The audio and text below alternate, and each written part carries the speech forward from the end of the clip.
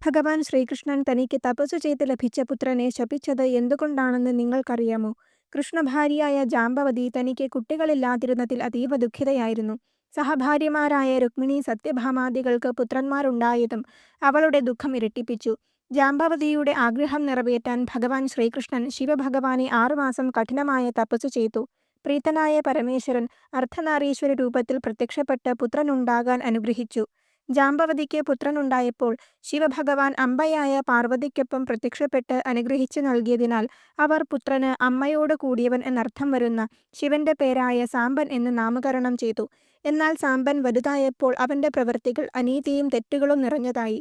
ഒടുവിലത്ത് പിതാവ് തന്നെ ശപിക്കുന്ന അവസ്ഥയിലെത്തി. ഭഗവാൻ സാംബനെ കുഷ്ഠരോഗിയാകാൻ ശപിച്ചു. രോഗവുമായി വർഷങ്ങൾ കഴിച്ചുകൂട്ടിയ സാംബൻ ഒടുവിൽ നാരദമുനിയുടെ നിർദ്ദേശപ്രകാരം ചന്ദ്രഭാഗ നദീതീരത്ത് സൂര്യഭഗവാനെ തപസ്സു ചെയ്തു. കഠിനമായ തപസ്സിന്റെ ഫലമായി സൂര്യഭഗവാൻ സാംബനെ രോഗവിമുക്തനാക്കി തീർത്തു.